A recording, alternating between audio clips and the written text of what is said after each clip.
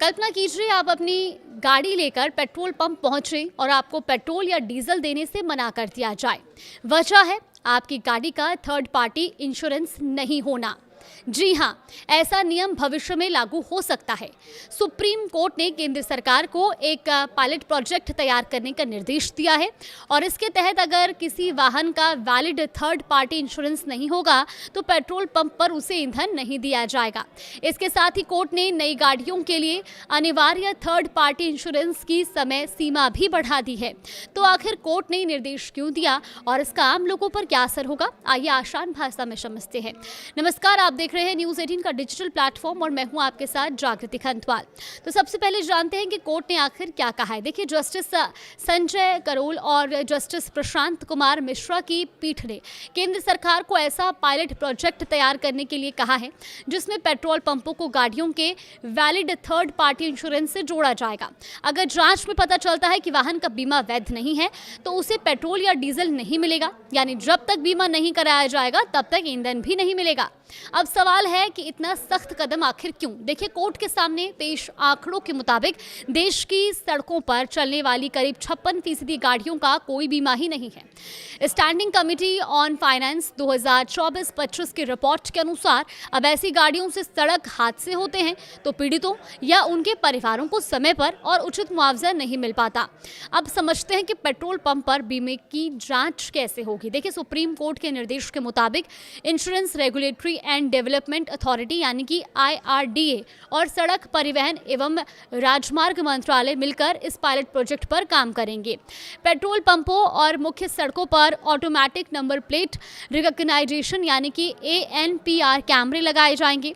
ये कैमरे गाड़ी का नंबर पढ़कर उसे इंश्योरेंस इंफॉर्मेशन ब्यूरो यानी कि IIB और वाहन पोर्टल के डेटा से जोड़ेंगे और तुरंत बताएंगे कि वाहन का बीमा वैध है या नहीं। अब पेट्रोलियम और प्राकृतिक गैस मंत्रालय भी इस व्यवस्था पर सहमत हो चुका है। अब बात नए वाहन खरीदने वालों की। देखिए, सुप्रीम कोर्ट ने नई गाड़ियों के लिए अनिवार्य थर्ड पार्टी इंश्योरेंस की अवधि बढ़ा दी है। अब नई कार खरीदने पर 3 साल की जगह 4 साल का थर्ड पार्टी इंश्योरेंस लेना जरूरी होगा। वहीं नई बाइक या स्कूटी खरीदने पर 5 साल की जगह 6 साल का थर्ड पार्टी इंश्योरेंस लेना होगा। दरअसल साल 2018 में कारों के लिए 3 साल और दोपहिया वाहनों के लिए 5 साल का नियम लागू किया गया था, लेकिन इसके बावजूद करोड़ों वाहन बिना बीमा के सड़कों पर चल रहे हैं। इसी वजह से ये अवधि बढ़ाई गई है। अब सवाल यह है कि पुलिस जांच कैसे होगी। देखिए, फिलहाल राज्यों की पुलिस के पास मौके पर बीमा जांचने का कोई एक समान सिस्टम नहीं है।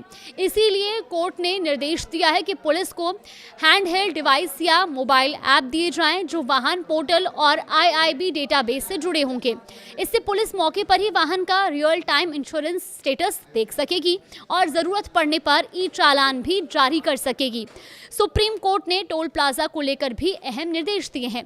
कोर्ट ने कहा है कि चुनिंदा हाईवे कॉरिडोर पर ऐसा पायलट प्रोजेक्ट शुरू किया जाए जिसमें ANPR सिस्टम की मदद से गाड़ियां बिना रुके टोल पार कर सकें ताकि लंबी कतारें कम हो और ट्रैफिक सुचारू रहे।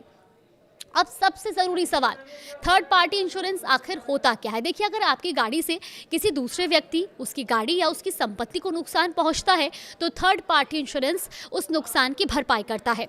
मोटर व्हीकल्स एक्ट की धारा 146 के तहत भारत में हर वाहन के लिए ये बीमा कानूनी रूप से अनिवार्य है। हालांकि इसमें आपकी अपनी गाड़ी के नुकसान का कवर शामिल नहीं होता। और इसके अलावा सुप्रीम कोर्ट ने IRDA को ये भी निर्देश दिया कि वाहन मालिकों को अलग अलग बीमा विकल्प दिए जाएं ताकि वो अपनी ज़रूरत के हिसाब से base third party cover, personal accident cover and on damage cover जैसे विकल्प चुन सके। तो कुल मिलाकर सुप्रीम कोर्ट की कोशिश है कि ज़्यादा से ज़्यादा वाहन बीमित हो, सड़क हादसों के पीड़ितों को समय पर मुआवजा मिले और सड़क पर बिना बीमा वाले वाहनों की संख्या कम हो। अगर ये पायलट प्रोजेक्ट सफल रहता है तो भविष्य में पेट्रोल डीजल भरवाने से पहले आपकी गाड़ी का इंश्योरेंस भी जांचा जा सकता है। फिलहाल इस पूरे कदम को लेकर के आपका क्या मानना है, हमें कमेंट बॉक्स में अपनी राय जरूर दें।